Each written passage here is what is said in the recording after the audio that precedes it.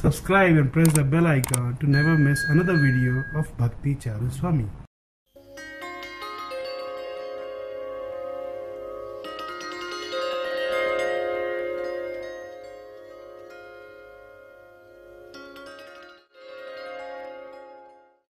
So as Shiki Mahiti Prabhu mentioned, that the most interesting feature of this program to him is listening to Srila Prabhupada's pastimes. Spiritual personality is a personality who descends from the spiritual sky. A spiritual personality like Srila Prabhupada descended from the spiritual world. He came down from the spiritual world. Therefore, all his activities are unusual. Beyond this material nature, there is the spiritual nature. The spiritual reality is the reality where Krishna eternally resides along with his eternal associates. And their activities, like the spiritual domain, are also full of eternal knowledge and bliss. Those pastimes are eternal. Like, for example, Madhavendra Puri, when Kshirchar Gopinath stole the pot of kshir for him, and Madhavendra Puri was given that pot of milk with the narration by the Pujari, what actually happened. Madhavendra Puri ran away from that place that night, thinking that pratishtha, fame, will spread, and he wanted to run away from fame. But the reality is, although Madhavendra Puri ran away from pratishtha, but pratishtha or fame ran after Madhavendra. And as a result of that, after so many years, about 600 years, 700 years after that incident, we are still remembering that. And not only we are remembering that, that became known all over the world. So, although a devotee wants to run away from fame, but the fame runs after him. The activities of a spiritual personality is so unusual that people remember that and derive transcendental joy out of it. So, one such personality undoubtedly is Srila Prabhupada. Prabhupada, in a way, it seemed that for so many years Prabhupada was unrecognized. Prabhupada's greatness was not really recorded and recognized even by the people, even by the devotees who were surrounding him at that time. But then, what Srila Prabhupada did made Prabhupada known all over the world. Prabhupada came to America, we know how Prabhupada came. Prabhupada literally came without any penny, without no support, no patronage. Didn't even know where he was going to stay. But coming to America in that way, within a short span of time, what Srila Prabhupada did was inconceivable. And along with that, we also see when Prabhupada came, many wonderful devotees also came, being attracted by Srila Prabhupada and assisted him in his mission. And those are the devotees who not only assisted Srila Prabhupada in his mission, but witnessed Srila Prabhupada's greatness. They became attracted by Srila Prabhupada's greatness. And those devotees are still present on this planet. And it's a great opportunity to be able to hear from them about Srila Prabhupada's amazing activities, his most wonderful pastimes. So it's very nice that devotees, many devotees those days recorded Srila Prabhupada's activities. Those days video was not a very common thing. Now even practically everybody carries one of the most advanced video recorders, iPhone. Everybody has one. But those days videos were very rare. Tape recorders were quite rare. But fortunately we had those facilities and they had been recorded. Prabhupada's lectures, Prabhupada's morning work discussions had been recorded, Prabhupada's activities had been recorded. Jaduvar Prabhu was assigned by Srila Prabhupada to film Prabhupada's activities with his wife Vishakha Mataji. And as a result of that, today we can get to hear about Srila Prabhupada's pastimes. We can see Srila Prabhupada's activities that have been recorded. And we are very fortunate. Like sometimes we wish that there were recordings of Chaitanya Mahaprabhu's activities, the recordings of the Goswami's activities, Goswami's lectures, their discussions among themselves. So that way, the scientific and technological development today helped us a lot. Like today we can hear Prabhupada, today we can see Srila Prabhupada. And we are also very fortunate to be able to hear from those devotees who have been with Srila Prabhupada. Whenever you're ready, just let me know. Okay. So now, let's see what Jaduvar Prabhu has presented. Like he had showing, no matter how famous the movie is, just, after a short while, people forget about it and they don't want to watch it anymore. Like we have seen so many movies, like say for example, Gone with the Wind, Dr. Zhivago. I mean, they were sensational movies of that time. But nowadays people don't even, know about them. Whereas the spiritual things, with the passing of time, the popularity increases.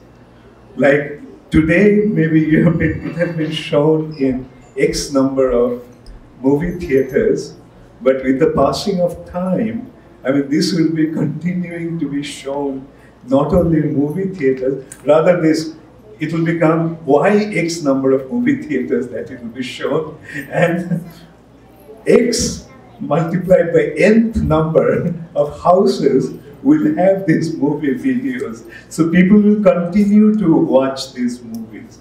And this is the thing, like say for example, Prabhupada's books, will they ever become old?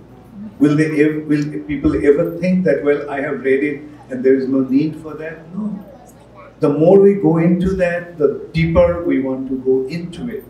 And I can see that that's what's going to happen to your production. With the passing of time, the popularity and the demand will keep on increasing. Thank you so much, Jaduvar Prabhu, for creating this wonderful thing.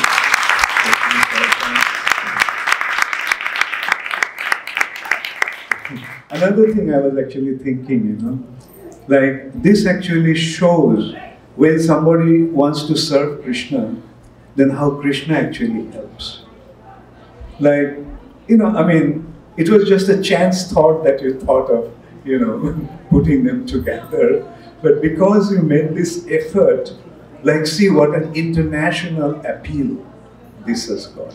And this actually should inspire us to sincerely try to serve Krishna. Because when we sincerely try to serve Krishna, our effort not only meets with a glorious success, but it actually becomes an epic in the course of time. Thank you so much. Hare Krishna.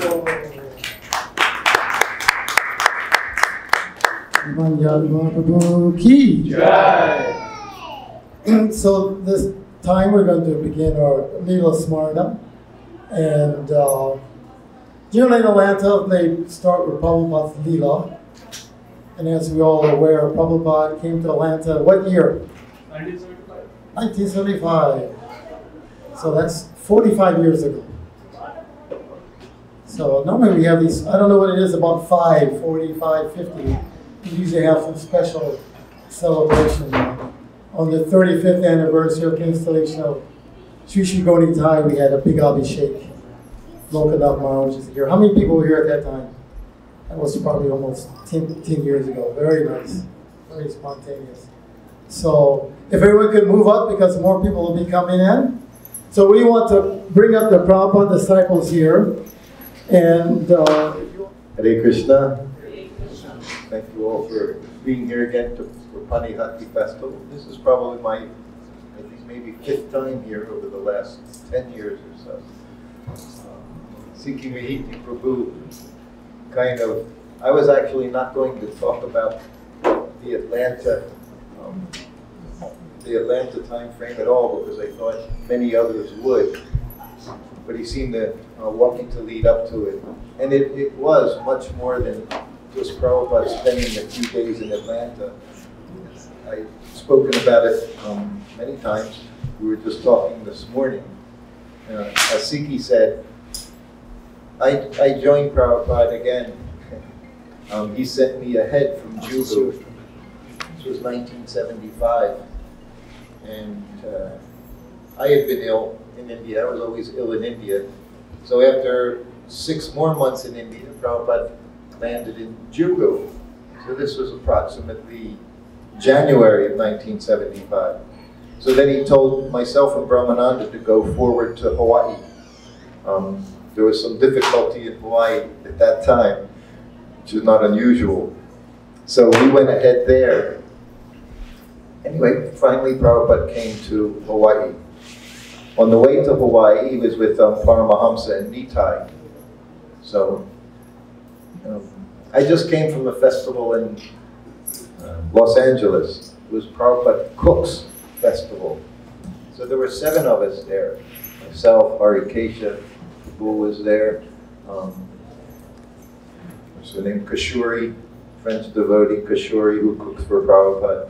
Palika, Sri Suti Rupa, Arundhati, and Kasalia. They were all cooks. And except for his servants, of course, Prabhupada's servants were always male. The other cooks were always, generally always the ladies, his disciples. So it was very interesting because the point is how Prabhupada dealt with all of us as individuals. Even as cooks, we all had certain specialties that he would call on regularly. The way he dealt with this as far as how we went about cooking, the level of Brahminical standards. Prabhupada seemed very relaxed with me when I cooked. He would come see me in my room. He didn't put a very high bar for me. And looking back, I can see because he knew I couldn't jump over high bars. You know, so he dealt with all of us according to our capacity, but always encouraging us. You know, never made you feel guilty. Never made you feel like you couldn't do something. You know, it was quite the opposite. I remember, I think we all remember when we were with Prabhupada, we thought we were going to go back home, back to Godhead, right? At the end of this lifetime. You know, we knew we were going to be pure devotees because he assured us that we could be. So, on the trip, but still the thing about Prabhupada was how wonderful he was, his sense of humor. And I'm seeing more and more as years go by, so many things, how he dealt with me. There was a smile behind it, you know, there was humor behind it. Simple little things. Massaging him at night and he's saying, do my fingers, do my fingers. And then I grab his finger and I start yanking it. And he said, no, my fingers, and he starts wiggling his toes. 2 years later, he did the exact same thing, and I had no memory of it. And again, he's in bed, and he's, my finger, so I grab his finger. Of course, fingers and toes are the same word, right? In Bengali, many languages, it's just appendages. But I didn't know. For me, it was fingers and toes. So. But then he used that, just because it was funny. So when he was coming to Hawaii, he was on the plane. And next to him, Prabhupada always at the window, next to him was Nitai, who was Grahasta. And next to him was Paramahamsa at the aisle. And there was a stewardess coming down, a young stewardess. And Prabhupada was looking in the seat in front of him were the magazines. You know, then they had Newsweek, Time. So there was one of them, and it was a picture of a lot of ladies with their hands up in the air, women's liberation. It was very, very big in the 70s, this idea of women's liberation. And there was a fire in the photo. You could see a fire because they were burning some of their clothing because they didn't need it anymore. And so Prabhupada would look. So then here comes this lady, young, pretty stewardess walking down. And Prabhupada nudges Nitai, tell her she wants to be liberated. Tell her, shave her head. He said, then she'll be liberated. And she's still walking, and Prabhupada keeps nudging. Tell her, go on, tell her. She can be liberated. They'll shave her head. So then Prabhupada came to Hawaii, and I joined him. And from this point, and I was with Prabhupada a long time, and I could never say what Prabhupada was thinking, what was going on in his mind. But as what I saw was a very ecstatic spiritual master, one that I never saw in such a way. It was always there, but he kept it very tightly capped. He never showed us that. It was a very rare thing to see any type of ecstatic symptoms. He's a pure devotee. You think he wasn't in ecstasy all the time? He was with Krishna all the time, seeing Krishna everywhere.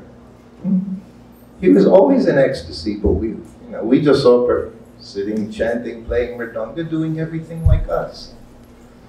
But it started leaking out. That's what I saw. Every place. It was just, he couldn't contain it. And I don't know why. But one thing I think is that he was just overwhelmed what he had done. It was unbelievable even to him. Because he didn't do it. He never said he did it. He never said he did anything. It was always his spiritual master. It was us. All you people who came to help my spiritual master. And that was genuine. He wasn't just saying it to sound humble. He knew. That's realization. He knew Krishna's doing everything. He was there praying. Many times I say in Los Angeles, Prabhupada, Los Angeles was a very wonderful place. Prabhupada seemed to have so much freedom there in his rooms. And he would just talk. He would just say things, to me. Because I was the one walking in and out of the room so many times. We just say different things. One time I walked in, offer obeisances, and he didn't ask. He just said, we want to go back home, back to Godhead. He said, we have that desire. He said, we're not so advanced that we think, I want to come back life after life and do service. He said, we're not so advanced. He meant, you're not so advanced. Prabhupada used we so many ways. When Prabhupada spoke, you had to know what he was saying, because sometimes he would say, we did this, and we did this, and it meant he did it. But he didn't say I, he would say we. But then in this instance, he said, we're not so advanced. So that's a different we. Right? He said, we want to go back home, back to Godhead. And I think like that, because he said that right here. We all know the story. Instead of leading up to it, that was the ultimate part of this whole trip. You think it was here in the temple room. And here, he cried, like he told the lecture, 2-minute lecture. We all know it. These two lords, whenever I see them, I think, you people are so blessed here, you know, because I feel so blessed to be able to come, offer them some items once a year, at least for now, seeking Mahiti. He invites me, because I'll talk about Prabhupada. He knows if he can poke, I'll talk about Prabhupada. He loves Prabhupada. This is what we want to arrive at. I spoke in Los Angeles before the festival, and the verse in Bhagavatam was about Krishna and Arjuna, and how Arjuna pacified his separation from Krishna. How did he pacify it? By remembering the instructions Krishna gave him. By remembering what Krishna said to him, his heart became pacified from the feelings of separation. I don't have any feelings of separation for Krishna. I don't know him. But I know Sikhi feels separation from Prabhupada. Even I can feel some separation from Prabhupada. Because he's right here. He's so easy. He's so easy to feel. He's so easy to have his presence. Because he's present. We know Lord Chaitanya, Lord Nityananda, they're all so present. That's what Prabhupada said. They're very, very merciful. They've opened up the storehouse of love of God. But what's the first thing? You're going to experience the love of your spiritual master, have love of Prabhupada. If we can't get to there, there's nowhere else to go. You're not going to jump into love of Krishna. We have to do the service. That's what Prabhupada told me. When I told him, I didn't look him in the eye, I was behind him, massaging him, and I said, Prabhupada, I don't feel any love like my godbrothers and godsisters. Anyway, it was hours later before he finally answered me, and I was in so much anxiety. I had told him I didn't even have love for him. And he just said, do you like your service? I said, yes, Prabhupada. Who wouldn't like that service? Massaging him, cooking for him. I said, yes, very much. He said, well, service is love. He said, just do your service. He said, everything will be all right. You'll become lover of Krishna. So Prabhupada came here, but before he came here, he went to Los Angeles. As you say, he went to Mexico City. And that's where I started to see it. Because Los Angeles was 1968, 1969. But now he's in Mexico City. This was not South America. It was Mexico. This was no longer the USA. His first visit to Mexico? 75, I'm not sure. Was that his first visit to Mexico? Anybody know? Does anyone know? I believe so. I think so. The other boy would know. I think he went earlier. I think there was one other time. Yeah. Anyway, at this time they had the big temple in Mexico City, hundreds of devotees, all ages, grandmothers, grandfathers, mothers, fathers, children. It was Mexico. So many pious people. And Prabhupada, every time now, every Vyasa he sits on, he's going to stop speaking because he can't speak anymore. Because he's just filled with too much ecstasy. So from Mexico City, he went to Caracas. He gave almost the same lecture he started to give here. And that's what he started to say, Lord Chaitanya and Lord Nityananda, they're very merciful. He said they've come from very far. He said they've traveled a long distance to come and be with you. See, again, it was him traveling a long distance. He never said those things. But you have to hear what he's saying. He was traveling all over the 14 times around the world. He never stopped. We couldn't keep up with him. Young boys in our 20s couldn't keep up on his walks in the plane. Couldn't get up when he got up in the morning. But he was doing it. He was traveling far to be with us. And he saw the success of it all. So the same thing, he stopped. He said, they're very merciful. And he had to stop speaking because he went into ecstasy.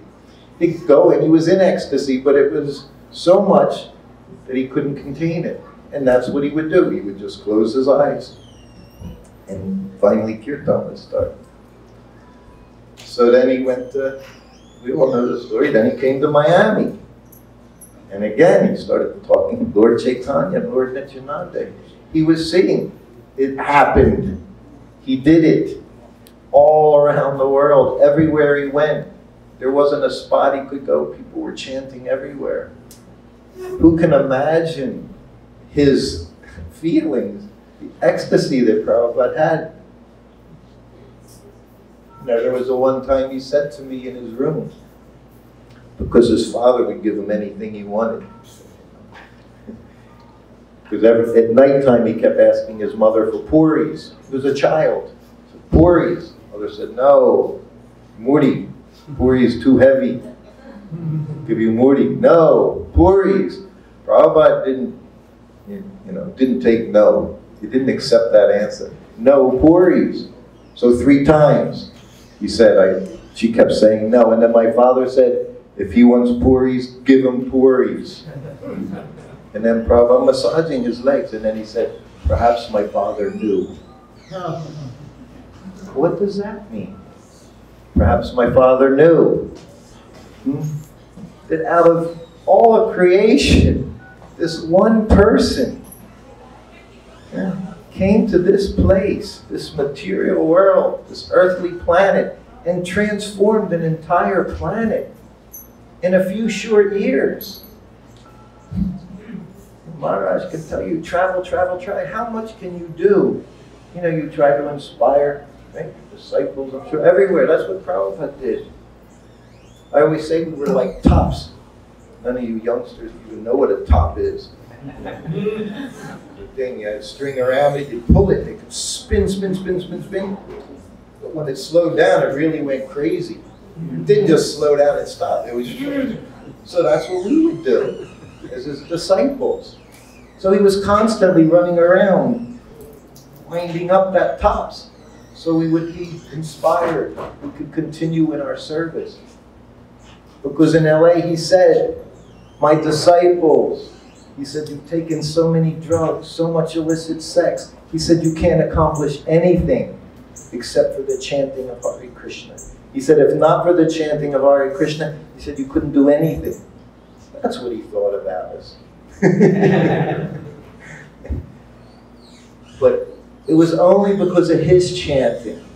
Imagine, one person, everything, I can't speak for anything I did was only because he allowed it. He accepted our service. He accepted our service if we followed the principles, if we didn't follow the principles, if we chanted our rounds, if we didn't chant our rounds. He was pushing on.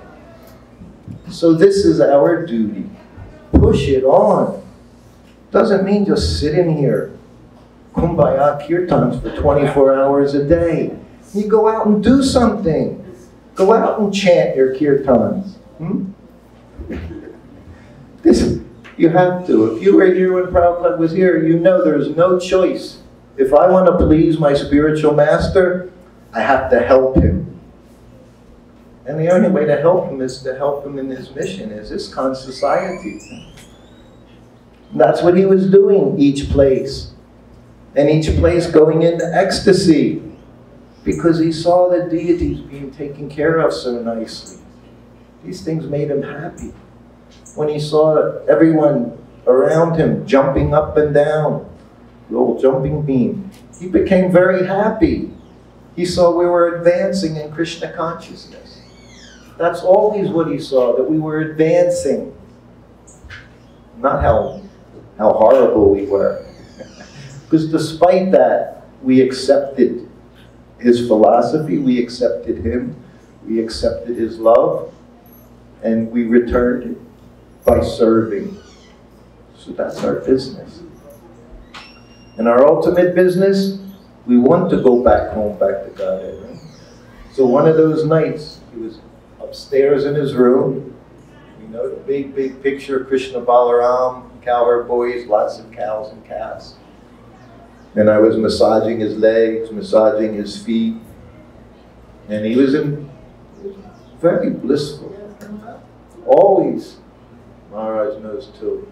The best place was, for me, Prabhupada in the temple room giving lectures, that was nice.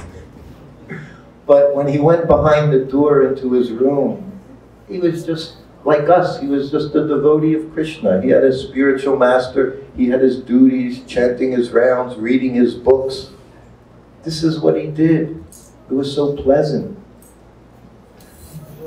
He was a lover of Krishna. Huh? All this was duty. Now, what you saw out here.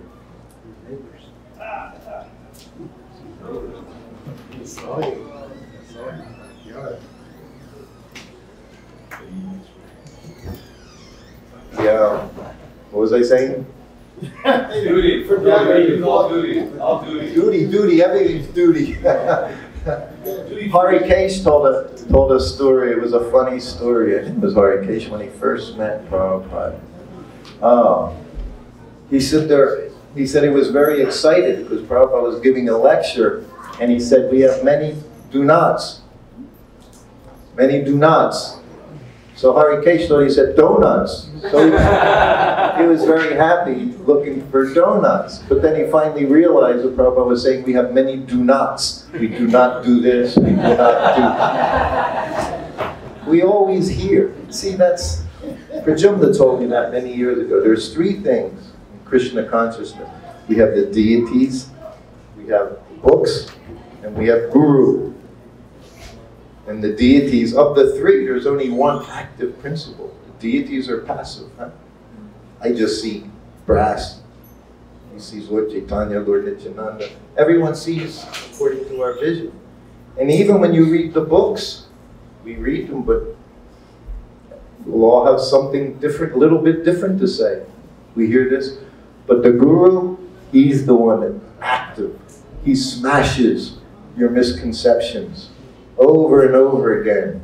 And sometimes, like with Prabhupada, he would do it so expertly, so cleverly. Even with a smile on his face, he could smash you. But he would. Like I said, when he asked me, do you like this music? Tabla sitar in the plane. So immediately I would become, don't want to say the wrong thing. I always don't answer because I knew it was a trick question. There's always, and it was tricky because it didn't matter what you said, you were always wrong.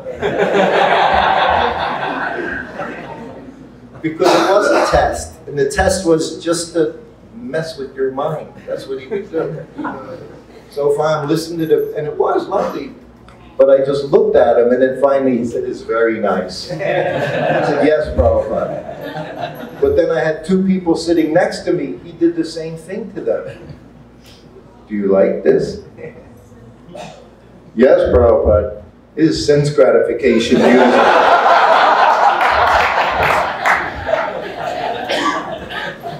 The point was always, you don't know anything. That's what the guru teaches you. Just listen because you don't know. And then he said, but it's nice sense gratification. And that's, so I guess I should finish the story. So in his room, I'm massaging him. The most precious times for me. Out of 24 hours, of course feeding him was nice, but in his room at night, when no one else can appear, is the best time in the world to be with him. Because you're just alone with him, and somehow or other he might talk to you. So he said, I like the cowherd voice very much. And that was the second time he said it to me. The first time was 3 years before in Los Angeles when I was reading Krishna book. And before I started, he just said, I like the cowherd voice very much. So now he's looking at this painting. He's not looking at it, he's like in the painting. And I'm massaging him. And he said every morning, he said, Krishna and his friends, cowherd boys, they would go to the forest of Vrindavan. He said to herd calves. He said they were young then, 5, 6. He said they didn't herd cows. He said they herded the calves. And their mothers before they went, they would prepare tiffin, their tiffin lunch, because they stayed out all day. And I'm rubbing him, and he's just speaking this very softly. And he said, Mother Jasoda, she would make puris, halava, that, kachori, laglu. But in the others, it was more simple, chapati, rice. And then they would go out. He said, and they would play, and they would grab Krishna's tiffin. They would take his tiffin from and keep away. He said, then they would eat from Krishna's tiffin, kachori, laglu, puri, halva. And Krishna would eat from their tiffin. Then he stopped. Then he said, I just want to go back to the spiritual world and eat kachori and laglu with Krishna. And then he closed his eyes. But he was serious, it was real. Like I could say that, but Prabhupada says that. You know that's what he's waiting for. He's already there, but it's different there. It's a different there. He was looking forward to that. We hear so many stories of what he would do. So then, after Atlanta, he went to London. The same thing happened to Bhakti Ratha. He went into ecstasy. In the kirtan, just stopped. So every place he went, he did it in Caracas, in Miami, here. Then he went to Bhaktivedanta Manor, and again he went into ecstasy. So I saw him on the Vyasasan 3 times within a month. After never seeing it happen, within 1 month, I saw him just lose control. Prabhupada lost control. And the 3rd time was in Mayapur. So, and that was during the Gaur Purnima, the 1975 Gaur Purnima festival. And when he was in his room, again he said something very special. Jagapaka praised him, Bhavananda, you made this beautiful lotus building. Prabhupada said, it's Krishna's. He said, I had an idea, but Krishna has made design. He had made all the plan. And then he thanked, he said, my spiritual master, he said, it's by his mercy. Then he said, it's the mercy of Bhakti Vinod Thakur. He said, he predicted that devotees from many countries, they would all come together in Mayapur. He has made this prediction. And again, then he said, I may be that person. Again, only time you'll hear it. And it is recorded. The other time, my father might know. He said that a few times to me, but it's never recorded. But this time it was on record, and he said, that person I may be. And then he looked at Jai Pataki and he said, so what kind of bananas are you planting? So this was Prabhupada. He realized he let something slip out that he doesn't normally do. So immediately he started talking about banana trees. And then he said, the Sarabi cow, he said you should mate it with a Jersey cow. You know, here in the Jersey cows has the most cream content, right, of any cow. So Prabhupada said, you mate them and then we'll have more cream and they'll be able to take the hot weather. You know, like the Sarabi, they can stay in the heat. So this was, Prabhupada was international in every way imaginable. I see things sometimes now on social media talking about type A cow, type B cow. Prabhupada just had Krishna's cows. There was no A, B, C, D. Just like there's no Brahmin, Kshatriya, Vaishya, Sudra, you know, Brahmachari. Everyone was the same to Prabhupada. Do service. Whoever you are, whatever you're doing wrong, try to help Prabhupada. Everything will be all right. That's what he says. Every time he speaks, that's what he tells you. Just do something for Krishna. Do something to help me. That's what he wanted. And he traveled all around the world just telling us the same thing over and over. Just serve Krishna. You'll be happy. Chant Hare Krishna and be happy. So simple. I could stop here. Any questions? Questions? Yes. Is there any indication of what Prabhupada was translating or working on at that time in that month where he was expressing these ecstasies? It was the fifth canto. Fifth canto is the hellish planets in the universe. So, yeah. No, it's a good question, because the one thing you'll see is Prabhupada, there was always continuity in everything he did. So he's translating 1 o'clock in the morning, 2 o'clock in the morning, and then he'll go on his walk and he'll bring up points about what he was translating, you know. So then in the lecture, maybe it'll come up again in another form. So it wasn't just he came in, did the verse, and did a class. Everything was together, you know. There was a cohesion in how he did things. And specifically in the temples he was at. Like he knew, you know, what the main difficulty was in every temple. You know, if there were always difficulties. Like in Hawaii, you know, that's where he coined the no lazies, no crazies. You know, it hasn't changed 50 years later. You know, you're trying to, it's Hawaii. You know, it's crazy. People are lazy and crazy. So Prabhupada always knew where he went. You know, he'd go to the next place and say, give me Raj Bhog. Wasn't because he knew it was good, it's because he knew it wasn't good. And then he would say, this is garbage. His famous line was, this dal tastes like mud. I heard that in 4 different cities. So someone had a specific recipe to make it taste like mud, I guess. Because he always used that expression, it tastes like mud. And then he would break the chapatis, because they were like crackers. Ooh. If it's not puffed up, it's not a chapati. It's just a cracker. So, but he always knew. But he did things in such a way that he didn't disturb you. He was always telling me what to do, but he never told me what to do. Do you understand that?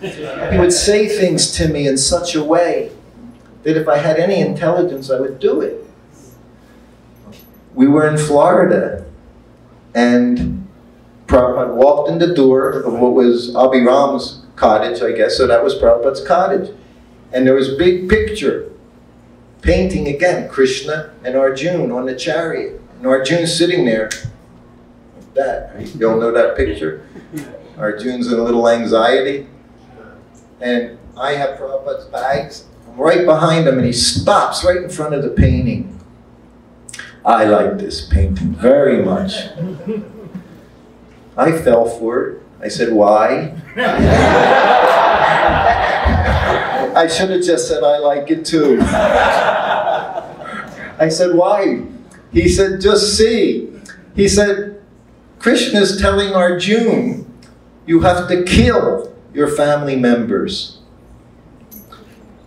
I was working on going back to my wife and child in Hawaii, so I was going to leave them in 3 days. I was leaving him to be with my family.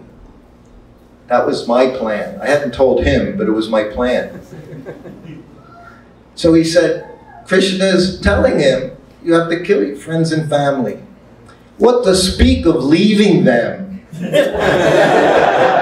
If Krishna wants, you have to kill them. He kept saying, what to speak of leaving them? He knew I was away from my family. But he didn't see some young grahasta with a 6-month-old child and newly married 2 years. No, he just saw somebody that was helping him in his mission. Someone that was helping him travel around. And you just do it.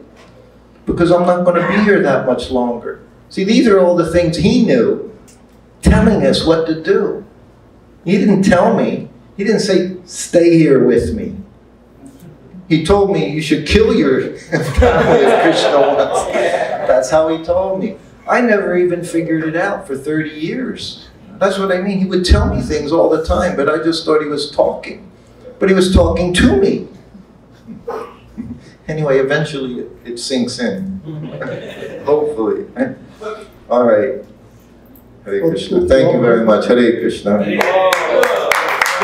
We'll have some questions afterwards. Go ahead. Okay, one quick question. I just heard the story, I don't know. I never read it, so I don't know how authentic it is. You're talking about Srila Prabhupada describing the cowherd boys and he wants to go back. I heard there's a story where somebody asked Srila Prabhupada, he said, are you a cowboy? And then Srila Prabhupada said, yes, I am a cowboy, or I'm a cowhall boy, something like that. Have you ever heard that? I think that was way back 1967 with her name, Jamuna's sister. Anyway, one of the ladies, yeah, she wrote a poem. I think she wrote a poem, and in it she mentioned. So Prabhupada said yes. He told them to print it in Back to Godhead. There's Prabhupada never gave any definitive answer as to what his spiritual form was. Quite the opposite. He would say it's, he said, once he said, if I told you, you would faint to Prajumna, like that. But he liked the cowherd boys very much. But then again, what was he going to say to me? I like the gopis very much. So, to try to extrapolate something else from a statement like that, and just because he was talking to this young boy, and I could relate to the cowherd boys. I like the cowherd boys very much, and he knew that. When you're a young boy, what do you like? Like Krishna, the cowherd boys, blood, demons. So he said that to me, but I wouldn't make any statements from that. Yes. That's great. Shruti Ketu Prabhu ki. So, we're very fortunate to have here Bhalavanta Prabhu. Well, because of Bhalavanta Prabhu, we have in Krishna consciousness in Atlanta. He was a student at Emory University, and somehow or another he facilitated the devotees to start the first center downtown Atlanta. Of course, he's very instrumental in us having this building we have here now, the installation of these beautiful Gauri deities, as you heard this morning, going to Panihati, India, and having the pastimes. So many things he had here. He had first political party. He was running for mayor of Atlanta. Prabhupada was very proud of that. And he's one of the original GBC members also. So he's very dear to Prabhupada. And of course, if you look at that Hare Krishna movie, you may not recognize him as a young man speaking in there. Speaking so intelligently and eloquently. Most of us are just, uneducated, at least myself, running around teenage boys. But so he's here and he can tell us a little more about whatever you like. Prabhupada's here, your visions or anything. So this is your opportunity to please talk to us. Hare Krishna. Bhalavanta Prabhu ki. Well, thank you, Prabhu. Hard to follow Shruti Kirti from no, it's not fair. My association with Srila Prabhupada was primarily the Vapu, because there were so many devotees all over the world, and very special devotees like Shruti Kirti would travel with Prabhupada. And the rest of us, we were soldiers who were in the field fighting to try to establish this movement. So I know a little bit about his Vapu, having associated with it for now close to 50 years. So I can say a few words about that. Coming back here to Atlanta, I lived here from 1966 to about 1978 or 79. And to see the things that have changed, you really see that this life is flickering. The world of the senses, it really doesn't last. It's an image that appears before us, and it exists for some time, and then it evaporates. And we take it to be, but it is real in a sense. It is temporary, but it is temporary. Whereas the Krishna consciousness that we develop by having the association of a pure devotee, that's eternal. So when when Srila Prabhupada was here, we walked around Central Park, Piedmont Park. And even then there were some buildings that you could see in the distance. Not so many as there are now, but they were big buildings. And Srila Prabhupada had his cane and he pointed at the buildings. And he said, "Do not be impressed. The Krishna will finish in a moment." So we don't know what's going to happen to this world. I know the world that I knew in Atlanta in the 1970s is gone. It's completely gone. I mean, the buildings themselves are gone. Our temple was on 13th Street, which is, you know, between 10th and 14th. It was just off of West Peachtree, and it's just that whole area. I mean, you can't even recognize it. I was walking there today, and there were some people walking the other direction. And I mentioned them. I said, "I used to live here," and it's complete. And they were young, and they were polite. "Oh, it must be quite an experience to see." And yes, but they didn't care. You know, we're all here imprisoned in our own bodies. We're imprisoned in our own bodies, and we have friends that give us some relief from the blazing fire of material existence. And we get some happiness in the material world from time to time from our friends and family. And that's Krishna's mercy upon us. He smiles upon us. But it's so temporary, and in a sense we're alone. Lord Chaitanya says, "I'm the only friend you have in this world." And he sent, and you know, my wife found a book on Hinduism written by someone recently. And so I always look and see, do they mention Prabhupada? And yes, they did. They have a whole section on Srila Prabhupada. And they say how he was born in a family of, you know, Vaishnavas in Bengal. And so he knew Lord Chaitanya from childhood. And he had the Ratha Yatra festival as a child. And his family worshipped Radha and Krishna. So this is the world that he came from. And he came here. And I remember, you know, when I first met him, I first met his Vapu. And I met his Vapu before I met him personally. And this was back in 1969. But it was he was in New York, and the energy that he was emanating was gradually filtering all the way down, all over the country. And it was filtering down to Atlanta. And I actually met the first person, I actually had a professor who had been to India. He was an ordained Presbyterian minister. And but he had been to India, he was interested, and I never knew for sure. He eventually met Prabhupada. I never knew for sure if he went to New York, but I believe he did.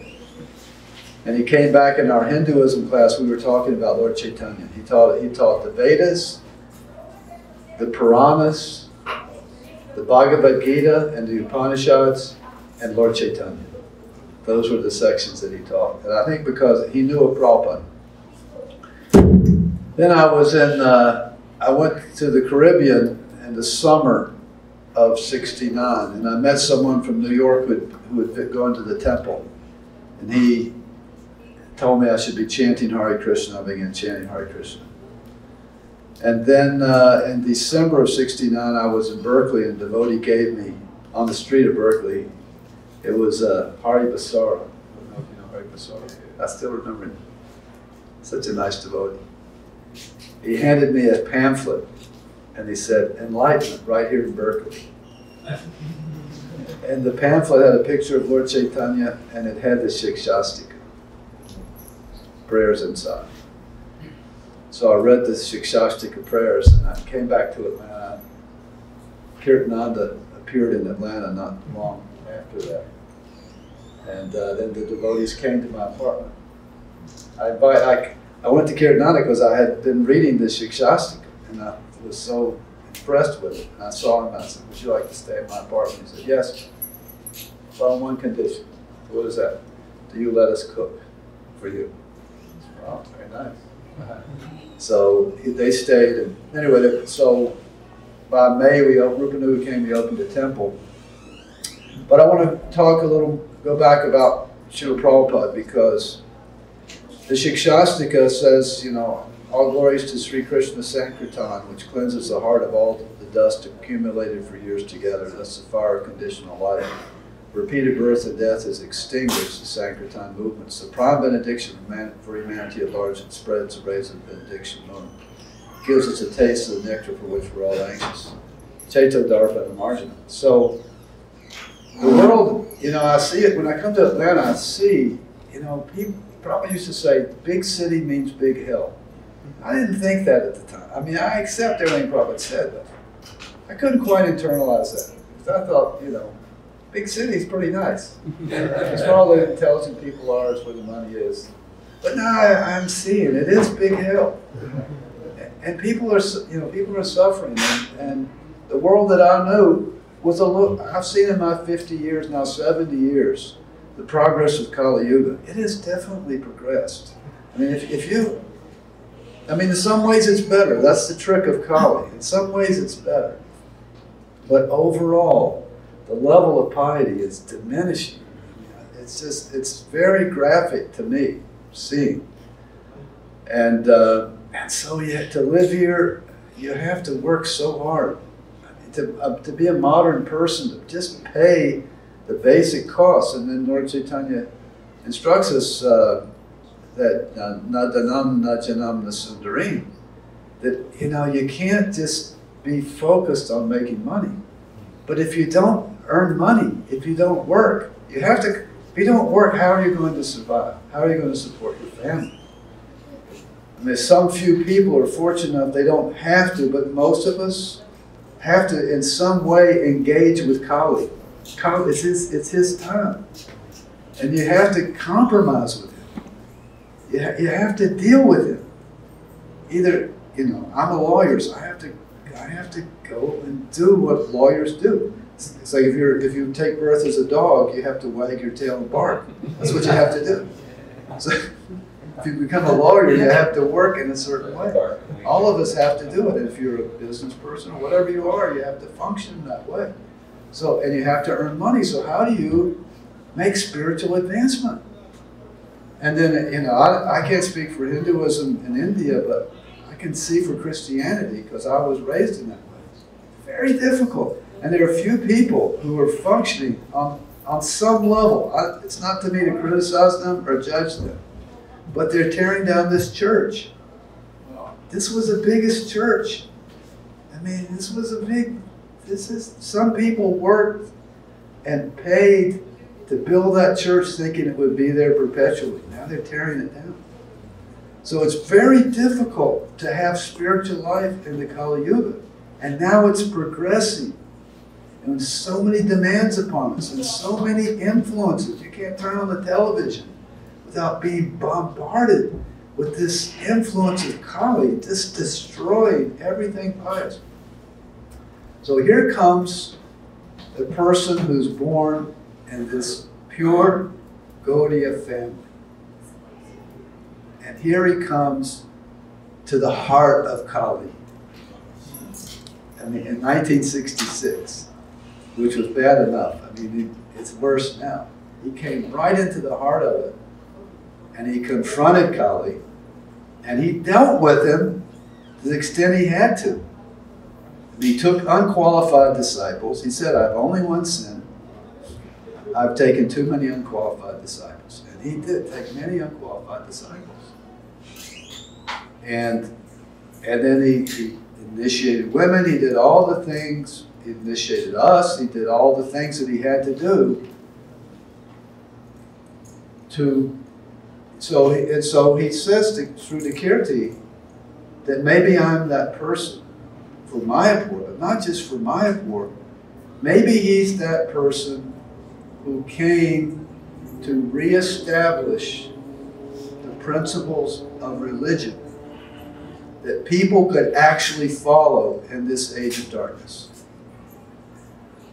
So I look around at the people that my contemporaries that I went to college with and I grew up with, And maybe, you know, spiritually there's some benefit because they've heard the holy names or what, but they're basically lost. And now they're in their 70s. They're going to die.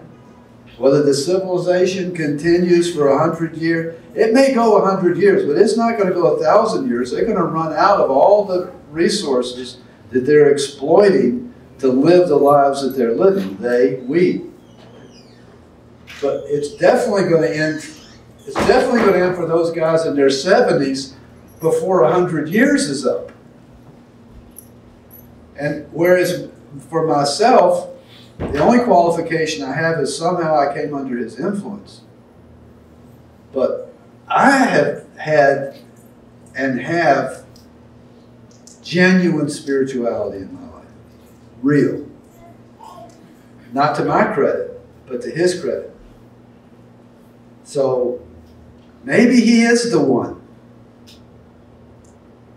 who Lord Chaitanya has selected to come to places like Atlanta, Georgia. I mean, you know, Gainesville, Florida, which he called a remote corner of the world, far from the place of Lord Chaitanya's birth. New York City, Honolulu, all these places that are just deserts of spirituality. London, England. It's just deserts. They're fire. They're places that are on fire with material suffering. And gave, as Lord Chaitanya gave, this way of actually connecting with spiritual reality. Spiritual reality exists, but we conditioned souls, we can't see it. We can't see it. It's hidden. It's hidden. It's behind the curtain. But we have the faculties to see it from the heart. We can see it. It's Srutikirti, Prabhu said. When Prabhupada describes the cowherd boys going with Krishna to the pasture, he's there. Whereas the rest of us, walking beside him, all we can do is hear, and we get some reflective consciousness. He's there. So, but he has given a way that people can actually have spirituality, spiritual advancement, make progress, actually get to the level of purity in the midst of the Kali Yuga. We can lament, oh my gosh, they're building all these buildings, people never see a tree anymore, or it's just, you know, they have to work so hard, you turn on TV, it's horrible stuff, the food's polluted. All that's true. But the process that Prabhupada has given is so pure and powerful that no, it doesn't matter. It doesn't matter. You don't, I mean, it would be ideal to live in pious circumstances. Even if you don't live in pious circumstances, if you follow what he has given, then you will contact Krishna.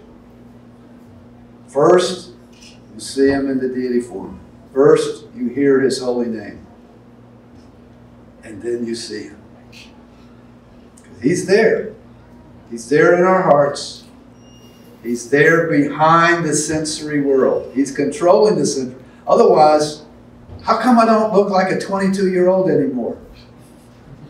I didn't volunteer to become old.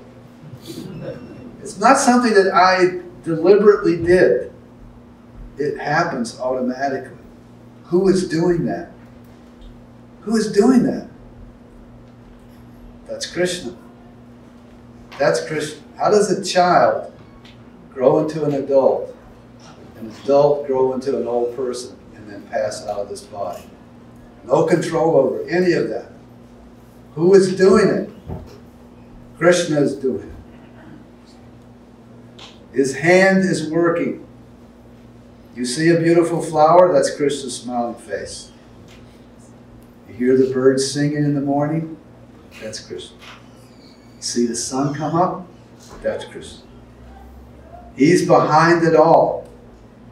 We can't see him, but we can experience him.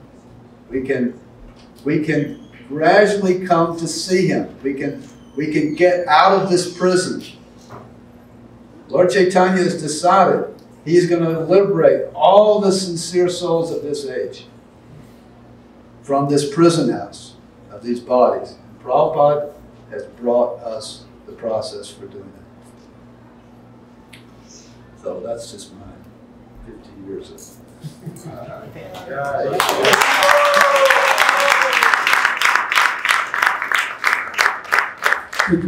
Could you tell us how, it's very difficult to get Prabhupada to visit temples in America, as we know. So could you tell us how you got Prabhupada to come to Atlanta? I didn't do it. I did run for office. That was what it caught his attention. But then what happened is Krishna arranged that Prabhupada, one of his favorite disciples was Swarup Damodar Maharaj, who was from Manipur and was a chemist, PhD in chemistry. Studying, he's got his degree at the University of California, Irvine, I believe. And then somehow he got transferred. He was already graduated, and he was a PhD, and he was transferred to Emory University nearby here, and he lived nearby the temple. And he was in fairly constant communication with Srila Prabhupada. And he was telling Prabhupada, Atlanta's very nice. This is a very nice place, and you should come here. You'll like this place. You please come. And so, at Srila Damodar's invitation, I got a letter, I think, and Srila Prabhupada said he was coming, and so we were all very excited. We had just gotten this property when he came. We didn't own it at that time. We were leasing. Columns, all casual conversation, very, very solemn, great. So we came down Springdale, and we came to that intersection over there, and we looked across, and there was these trees. The trees in the temple were big, but there were no trees in the park, so you had a clear view from Springdale over to the temple. All the devotees were up front. There was a lot of devotees here from Radha Damodar and other temples around. There was a big crowd of devotees on the front porch. And we pulled up.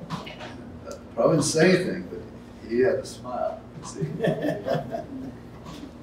There's a picture. We stopped right there. So some things, even in this world, last, right? When they're connected with Krishna, they become eternal. It's like the deities. The advanced devotee sees Krishna. Neophyte devotee says, that is Krishna, we believe it. We don't see it the way an advanced devotee, but Krishna appears in this material world visible to us. And his activities, as we read it 5,000 years ago, Bhagavad Gita, still remember. So these activities of the pure devotee, they don't fade away like the other materialistic.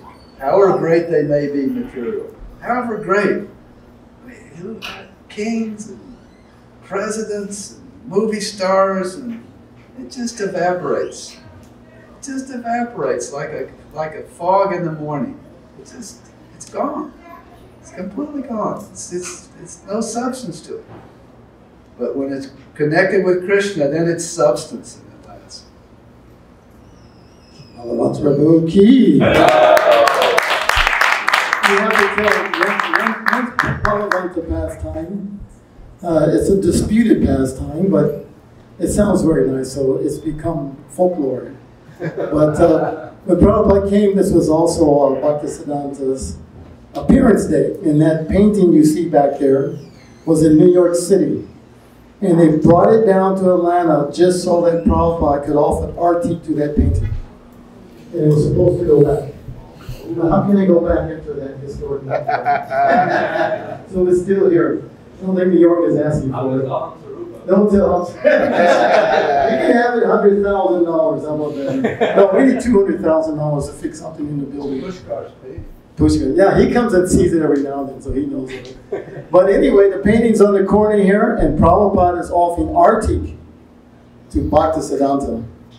And of course the temple room was packed, and everyone was excited. And you know, it's difficult to communicate. You can imagine a Balavanta standing on Prabhupada's side. And at one point, Prabhupada's offered the water, and he turns to Balavanta and he says, "Give me a bowl." And Balavanta goes, "Haribol!" "No, give me a bowl. Haribol!" That's the American way, right? So anyway, Tulsi, we used to keep Tulsi Devi out here also. And some other Prabhupada just took that conch shell and flipped that water all the way right to Tulsi. There was no bowl for the water. So he took the conch shell and he just flipped it.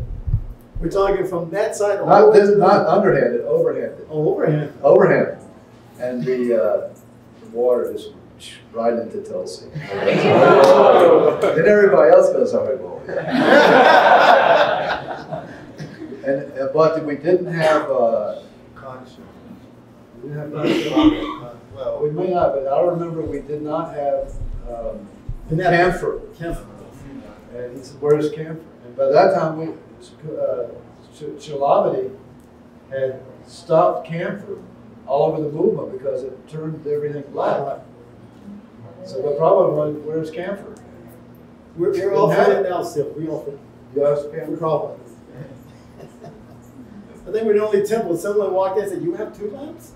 I said, "Because here, Prabhupada wanted the camphor, so we keep offering." You want to put something else? I don't know if some thoughts came to your mind. No. Okay. Well, then at this time, we also have some other devotees who are here. Our time is getting real short. So, I don't know, I'm the one who have to be the bad guy, I guess. But every year, Panchagoda comes and we just neglect it. Everyone knows Panchagoda, and he likes it like that. You see him in the Vrindavan temple, right? He's always in the back, and he's always, you know, giving things to other devotees. And I guess that's why Krishna Balam kept him there so many years. I think he's the longest serving temple president in the Vrindavan temple.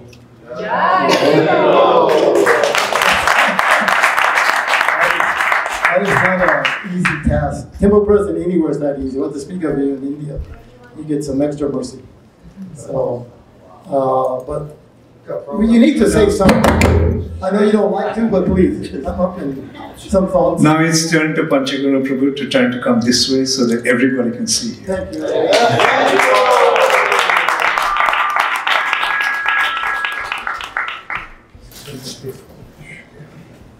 I am like a mosquito with all these huge. Srila Prabhupada ki jai.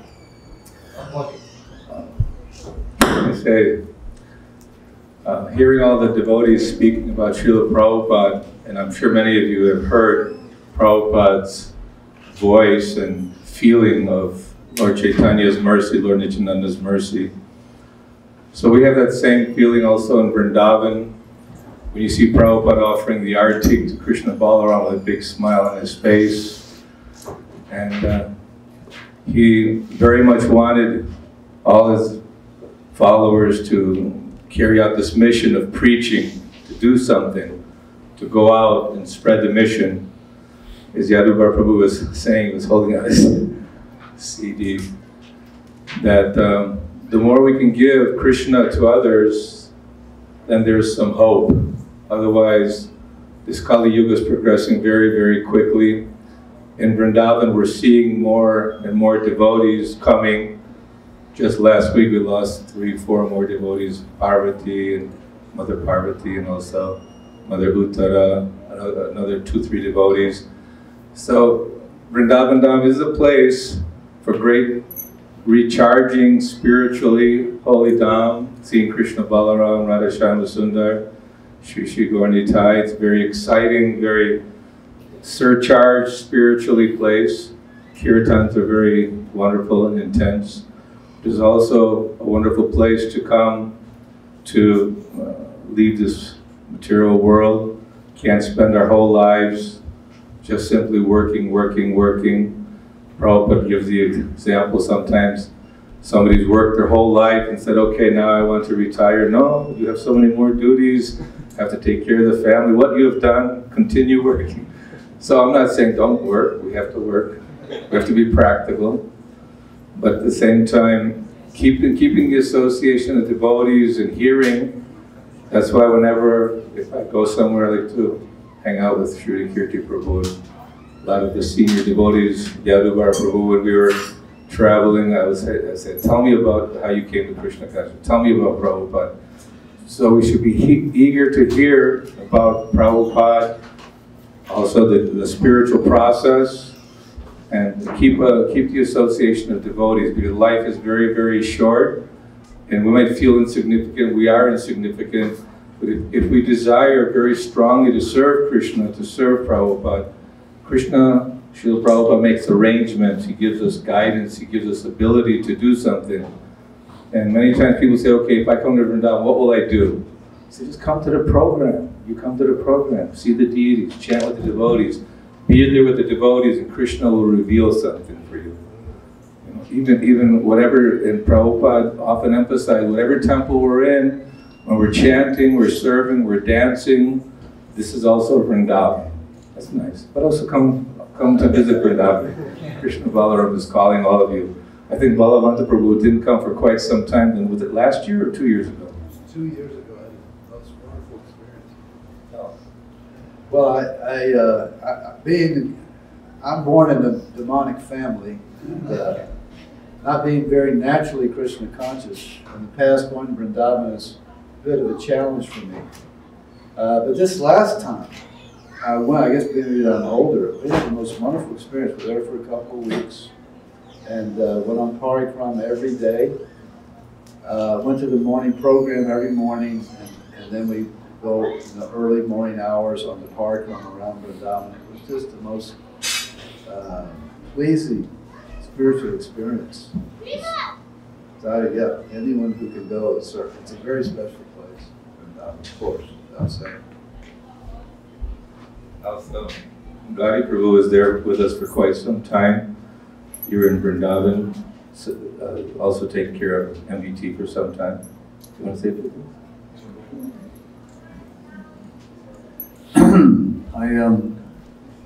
I have a million things I'd like to say, but I'm not going to say but maybe 2 minutes worth.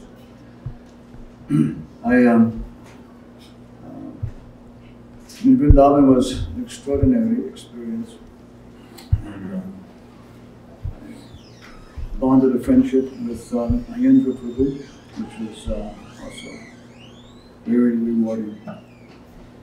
But I would like to say that carrying on the Sankirtan movement in the way that Srila Prabhupada wanted is the most important of all things.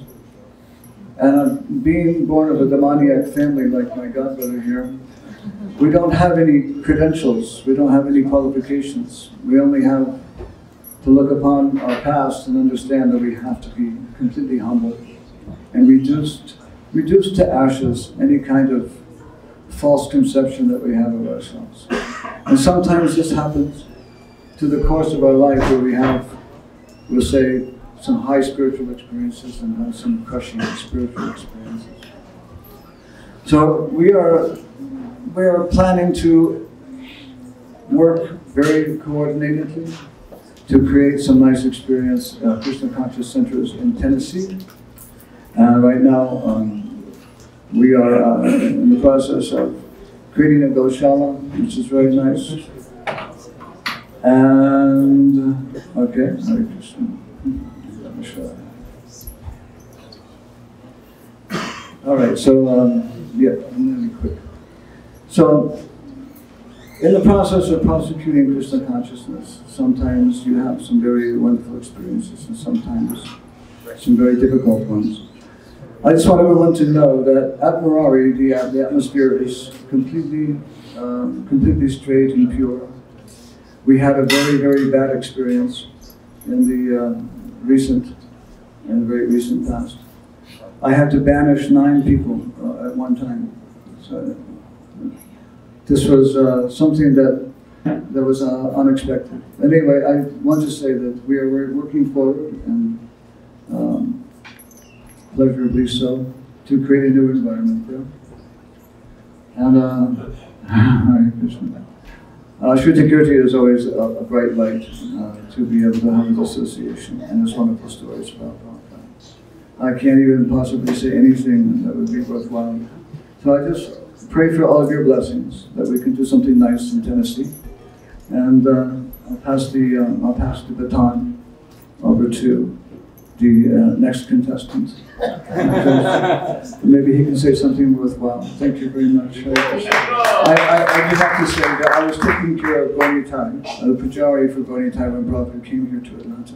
And so I was standing here with Prabhupada when he began to cry. And I knew that my life was successful at that moment. From that point on, it went downhill, materially speaking. But spiritually speaking, Prabhupada kept me intact. He never abandoned me, and I never abandoned him. So I hope you all maintain that same spirit. Okay, Hare Krishna.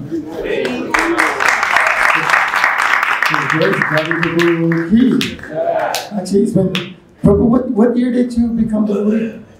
What year? Was it 71, 72? 1971. He's been serving and doing his best to push forward Prabhupada's movement and become Krishna conscious. And sometimes we take these things for granted, you know. Anyway, I mean, I just wanted to say that anyway, I appreciate everything you've done so far as we've been in Atlanta. He's been in Marathi for a long time. And those aren't very easy services to be there by yourself. So we should appreciate, you know, that endeavor. Don't see some other things sometimes. People might want to. So we're warriors, right? When the heroes are the ones who take one for Prabhupada, that's what we say. So it's great, Gadi Prabhu Ki. Yeah. So we have our Bashagos and. Yeah, so anyway, we have another 30 minutes, and somehow another India's popped into our new Paniyati down here. Who should I give it to next? I'll put it up. Thank you for the work that you're doing. Hare Krishna. I'm Ganeshwar Das. And coming back here, I haven't been here since probably mid-80s, so it's really a wonderful experience to be back in New Paniyati. And in 75, when Prabhupada was here, I received second initiation from him at that time. And it was a wonderful experience. And you've heard the other devotees already speak about Prabhupada's tears and so on at that time, but I don't know if anybody mentioned, but Prabhupada, he was so overwhelmed with joy looking at Gornitai, and he sang the song, Arama Karuna. And he asked if anybody knew the words. Nobody knew the words at that time. But he sang that wonderful tune, Arama Karuna Bahundvi Jana Nitai Gaura Chandra. If anybody has a recording of that, I want it. There's 5 or 6 recordings of Prabhupada singing that song, but none with that melody. And I'm very eager to find it somehow. Anyway, it was a very memorable occasion with Prabhupada here at that time, and so many devotees. I had a preaching center in Charlotte. Actually, I took over from Gaudi. Gaudi started it up there. And then I came from Myrtle Beach, South Carolina, and then to Charlotte. And so the Atlanta devotees would come up to Charlotte very close, and they would come up and do book distribution up there with us. So we had a close connection with the Atlanta temple through those years. And so it's very memorable to come back and see that this temple is still going on nicely, and still see the deities are being maintained, taken care of so beautifully. It's a joyful occasion. So thank you very much, all of you who are continuing to carry on the service of the deities and should push on Srila Prabhupada's mission in this area. Hare Krishna.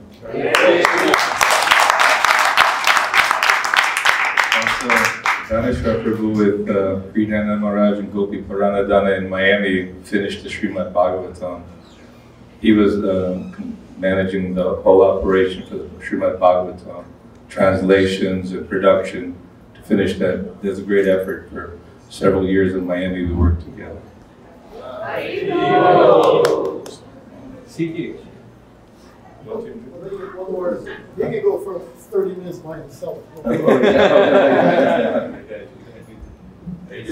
This is Guy Shribaboo. He's been up in Tennessee for a long time trying to keep our farm going there, and he'll share this.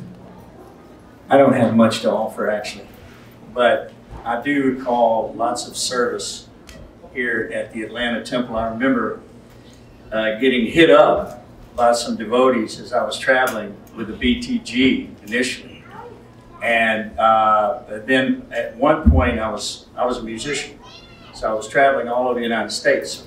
Different cities that I would come in from the early 70s, I would run across devotees. And I remember one time I was on the way to a nightclub at Underground Atlanta, and I saw this beautiful black-bodied devotee who knocked on my window.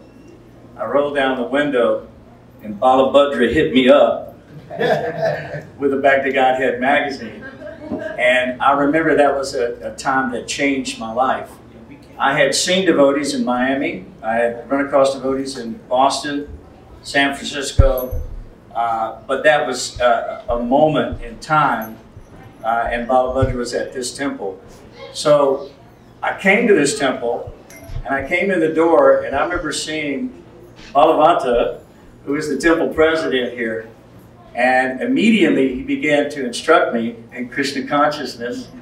The main instruction was chant 16 rounds, and within 2 weeks, you'll move into the temple. And I thought to myself, how is this possible? I have no idea that I'm moving in the temple. I was supposed to go to Europe, actually, to play in a band there, and we were booked out of Atlanta, Georgia.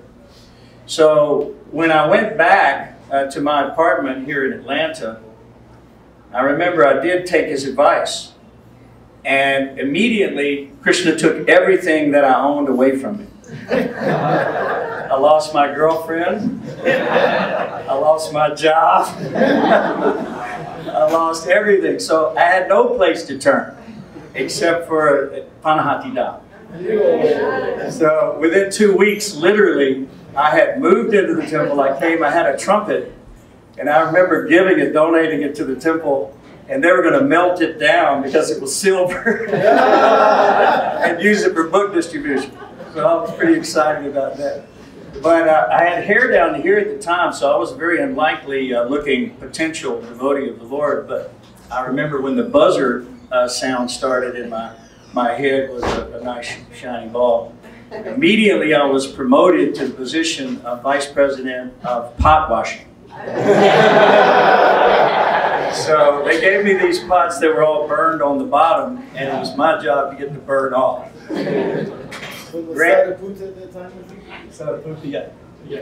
So I am eternally indebted to all these great Vaishnava devotees who have instructed me along the way. And I remember being put out on book distribution, and they realized that I could distribute books. So initially I was Chardashina's main book bag carrier. And so I was rushing back and forth, and then I was promoted actually to Sankirtan party leader and Bhakti program director, so many different things in the service of Srila Prabhupada. So I am eternally Prabhupada's dog because of the mercy of great Vaishnava devotees like Balavanta Prabhu, Balabhadra Chardashina, Gadi Das, so many nice devotees who instructed me in Krishna consciousness. And so therefore, I'm eternally in their debt and in their service. I am Prabhupada's dog. Hari Bol.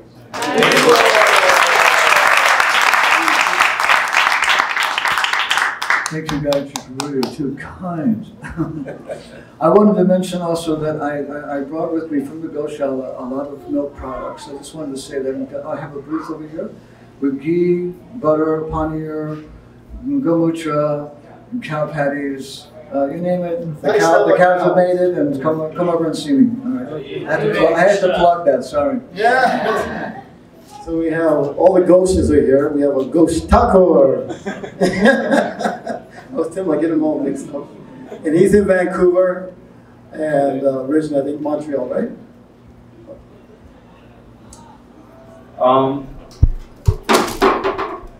There's like two ways you can look at Prabhupada. You can see when you met Prabhupada, I saw Prabhupada about 4 times. One time in Dallas, one time in Montreal, one time in Toronto, and Mayapur. So it's hard to really have feelings for Prabhupada fully when you're a conditioned soul. So for me, it's not so, I got benefit by seeing Prabhupada, but I could not understand Prabhupada very much at that time. But the understanding, if I had any understanding of Prabhupada, came after reading his books and trying to follow his instruction. Then whatever effort I made to serve him and purify my senses, then to that degree, some attachment for Prabhupada took place. So, this Prabhu was saying, this Prabhu here, he was saying he lost everything when he came to Krishna consciousness. I didn't lose anything because I didn't have anything. I was living at my parents' place, and I didn't even have the courage to be a hippie, because a hippie, they have to come out of home and live in a park somewhere. I don't want to do that. So I stayed at home watching TV and not accomplishing anything. Then somehow Krishna leads the devotee back to the guru. So I had an encounter with an impersonalist yogi before. And I really liked it, like practicing meditation and breathing.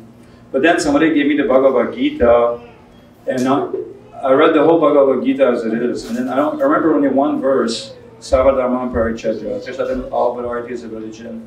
Surrender unto me, I shall protect you from all sinful reaction. So I thought, wow, protecting me from all sinful reaction. That's really what I need, because I'm not very pious. So then I realized actually this impersonal thing is selfish, because you want your own liberation. It's a very wonderful process, but devotional service is superior because you're selfless. You just give to Krishna without expecting anything in return. So not that I was like that, but I had the idea from Prabhupada that pure devotional service means that you give to Krishna instead of trying to ask from Krishna. So it's only because a pure devotee like Prabhupada could teach us the transcendental knowledge that we can actually make any progress. In the West, there ain't no transcendental knowledge. People think they're their bodies. That's it. They don't know anything else. We don't realize how advanced we are by having received this knowledge from Prabhupada. So it's like a wonderful gift from God to be able to connect with Prabhupada in the disciplic succession, and we don't really understand how we deserve all this. But it's there, so might as well take advantage of it, because time is going by fast, and whatever we do materially is not totally going to be forgotten. And whatever little service, little surrender we can do, that will be our permanent asset. So I thank all the assembled devotee and Srila Prabhupada to engaging me in Krishna service. All right.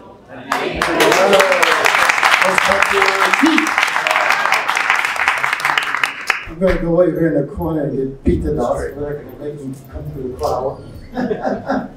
So all the lamps of the always know Pita. He's had a lot of experience with Prabhupada. Actually, he was here also when Prabhupada was here.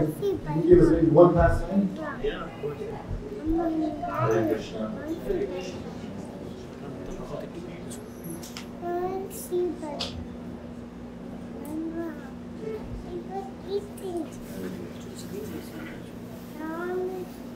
When we finally came to, after 3 months of being in Srila Prabhupada's movement, we arrived here at Panihakidam.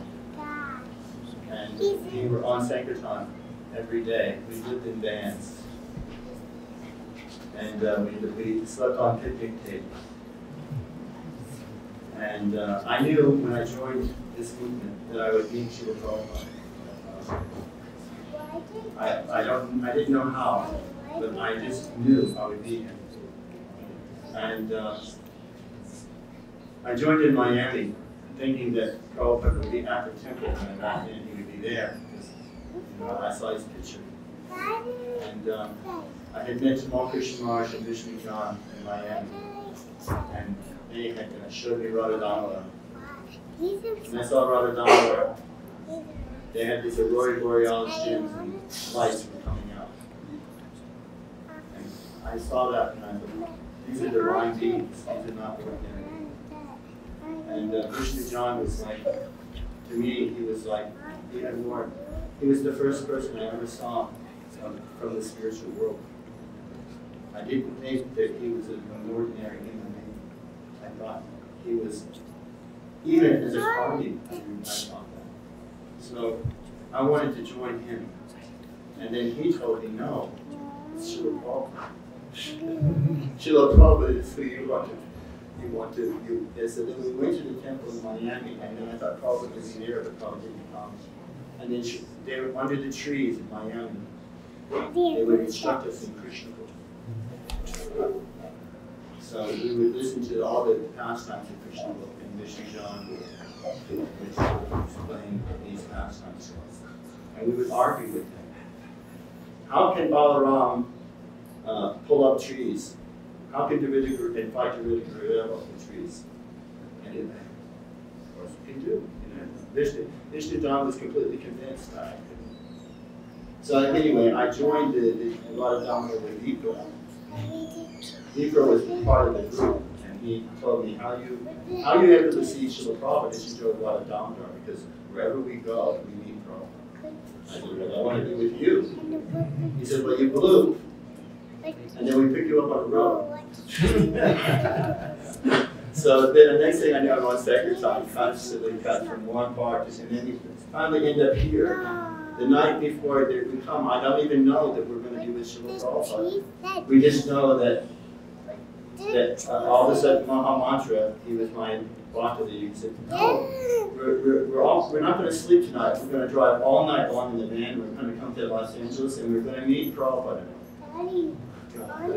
Actually meet him.